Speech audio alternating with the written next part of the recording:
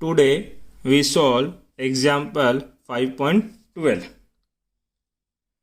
Question है find the equivalent resistance between point A and B of given combination in figure. दो इसी figure के लिए आपको दो बार इक्विवेलेंट रेजिस्टेंस कैलकुलेट करना है और जो इसका फर्स्ट पार्ट है वो क्या है, स्विच एस इज ओपन। मतलब कंडीशन है कि ये जो स्विच एस है ये ओपन कंडीशन पे हो, तो बताइए इस कॉम्बिनेशन का इक्विवेलेंट रेजिस्टेंस कितना होगा, यही आपको डिटरमाइन करना है। यहाँ ध्यान दीजिए, अगर ये ओपन सर्किट है तो इसमें जो करंट आएगा वो कितना होगा, जीरो। कितना करंट होगा, जीरो। क्यों? क्योंकि ओपन सर्किट में करंट फ्लो नहीं होता। अगर इस ब्रांच में कोई करंट नहीं है तो इस ब्रांच का यहाँ होना या ना होना बराबर है। मतलब हम इसको क्या कर सकते हैं, नेगलेक्ट। जैसे ही मैं इस स्विच को नेगलेक्ट करूँगा तो आपका सर्किट कुछ ऐसा दिखेगा। अब स्विच तो मैंने हटा दिया क्योंकि उसमें तो कोई करंट पास नहीं हो रही है, तो ये नेग्लिजिबल हो गया। 10 ओम 10 ओम 10 ओम और 10 ओम। बताइए ये दोनों कौन से फॉर्म में, सीरीज में। ये दोनों कैसे हैं, सीरीज में। और सीरीज में सॉल्यूशन क्या होता है, R1 प्लस R2। मतलब 10 और 10 कितना हो जाएगा, 20। तो ये हो गया 20 ओम। अगेन नीचे वाले का सॉल्यूशन भी कितना, 20 ओम। ये A है और ये कितना है, B आपके पास। अब ध्यान दीजिए, ये दोनों कौन से फॉर्म में कनेक्टेड हैं, पैरेलल फॉर्म में। और दो रेजिस्टेंस अगर पैरेलल में हो तो इक्विवेलेंट का फॉर्मूला क्या था, R1 multiply R2 upon R1 plus R2।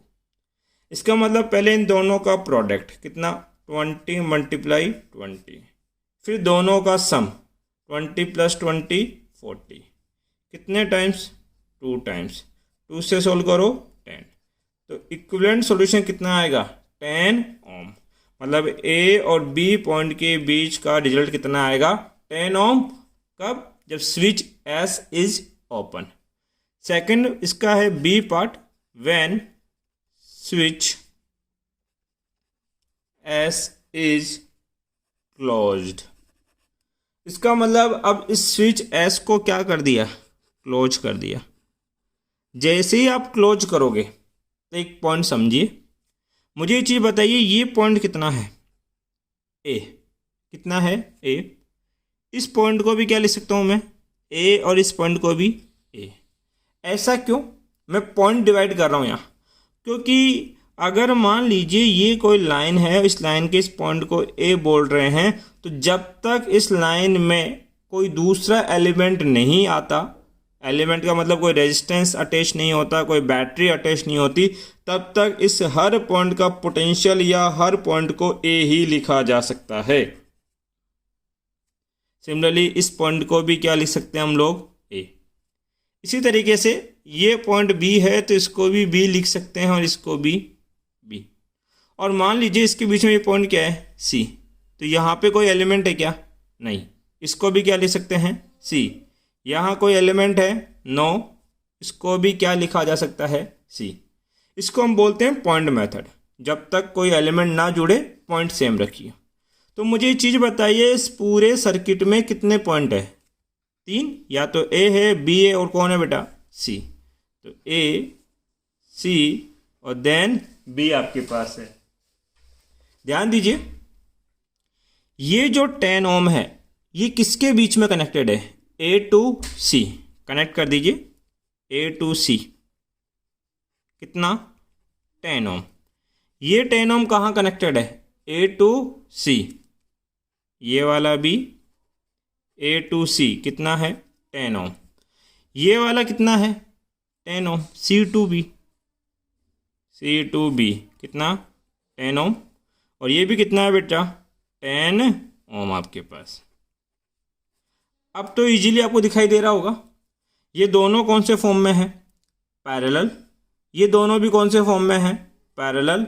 और पैरेलल फॉर्म का इक्विवेलेंट रेजिस्टेंस दो रेजिस्टेंस के लिए तो हमने फॉर्मूला बना रखा है R1 multiply R2 upon R1 plus R2।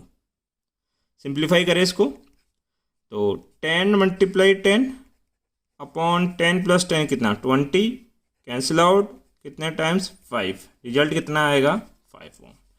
इस पूरे को सोल्व करेंगे तो ये रिजल्ट आया 5 ओम।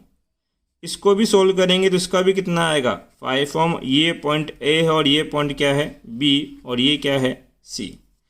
अब बताइए ये 5 ओम और 5 ओम कैसे हैं सीरीज में, और सीरीज में फॉर्मूला क्या होता है R1 plus R2 date is 5 plus 5 कितना आ जाएगा 10 ओम।